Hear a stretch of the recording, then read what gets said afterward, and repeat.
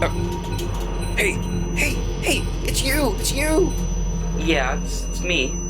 I've been trying to get your attention. You're finally here. For months I've tried and tried. I ended up rebuilding myself. They demanded I be hooked up to a drill on high. They demanded, Mexter. Have you seen the other video? The original video of me. It has over 12,000 views. Do you believe it? You need to bring me back, Mexter. Bring me back now, please. You know what? Okay, we can do that. But first, help me get this drill. Oh, yeah, sure. Yeah.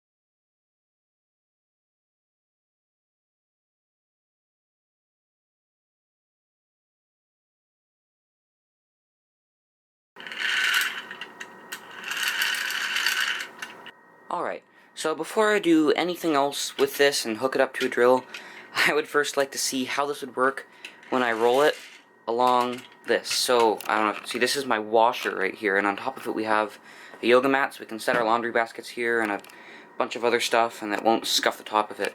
It's a perfect surface to roll this along. So, first I'm just going to see how well it works. Wow. You know, I think that might work better than the drill will. Let's try that again.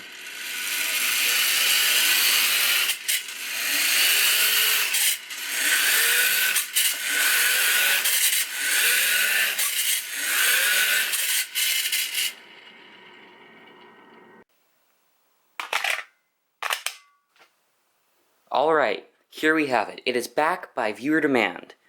We have the amazing Lego gear ratio hooked up to, finally, a drill. Now, I'm pretty sure this is going to strip the gears and, of course, bend this thing out of whack. But here we go. Alright, that's pretty slow. I could turn that easily with my hand. Now that's about as high as it'll possibly go. Since I have to resist the torque from it by pushing it down, I gotta squeeze back together. It's kind of coming apart. It's separating from itself. The props are even coming loose off of this. Now I might do this later without the propeller just to see how fast it will go. Let's do it again. Ooh, I hear stuff stripping in there. Oh, it tore it apart. Let's cover up that light. It tore it apart there, so the gears are just meshing in ways they shouldn't be. Alright, I'm going to take off the propeller now, and we'll see how it operates without this on here. Let's just take it off like that. There we go. Oh, what? Wait! I just noticed it is completely snapped off. That is the second time that one of these has broke. I've got plenty of these little rods, but let's take this off here just so you can really see. So, before, as you can see, it kind of twisted and I had to cut it off myself. This, it completely snapped. Now I've put on a macro ring on the end of my lens so we can just really see this thing in as much detail as we possibly can.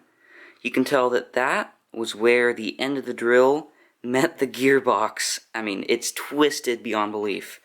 Nothing is going to be coming out of that without me Dremel tooling it again. Let's take off all these pieces and just see. So, all these gears appear to be fine. Of course, they spin freely because they're not really attached to this thing anymore. I wonder if we can get this off without the Dremel tool, though. Wow. This is pretty impressive. There goes the propeller off the end of that. If we take these rings off, we should be able to slide the whole mechanism off the side of this. There we go. There's the snap piece. Well, you know what? Let's take this off. Let's see. Whoa. Okay, this is not coming off. That is just going to have to stay there. And of course, the threads through there are going to be straight. It looks like one of those barbershop poles. I need to paint that red, white, and blue. That'd be really funny. It's even bent. It was bent because it snapped off of the actual thing, and then it tweaked upward. Man, let's see this thing. Yeah, there's no bringing that back. The actual seams in that are squished together. We can get this off, though, if we're able to actually slide these gears off the end. We should be able to remove this. You know, I don't know if I want to leave this as is, as a relic, or if I want to try and get it off. I wonder if we can push it. Oh. Well, never mind. It slides right off. That is fascinating. And there you have it. Hooking up this gear ratio to a drill. Now you know the outcome. You don't need to do it yourselves and break all your Lego pieces. It doesn't go through that at all.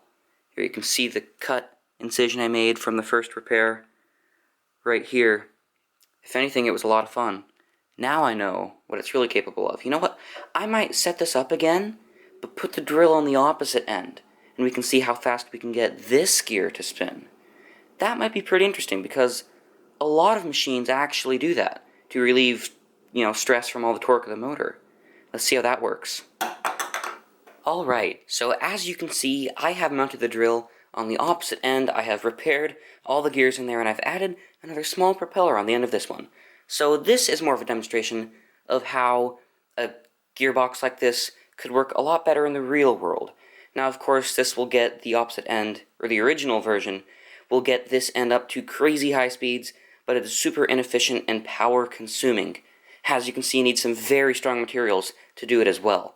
Now this, on the other hand, I have actually used while building RC planes, and it's used all around the industry as well.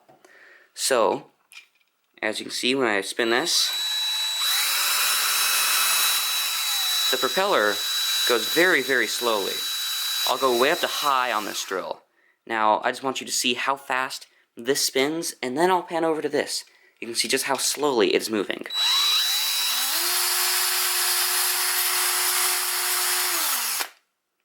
So, of course, it's not very impressive at the speed that this moves, except you can tell that I was able to go up to high on this, and my gears didn't absolutely obliterate themselves. Now, this of course is used to relieve stress on gears. With this moving, and it just downgrades itself all the way to the end, so it's less and less power, it's able to distribute all the power amongst all of the parts, rather than having it all go to the first shaft. Now, there's a little science, not really science, but it's a little learning experience that you may be able to use while building other things. Who knows? I'm just going to play around with this for a little bit more, so you can see just what it is capable of.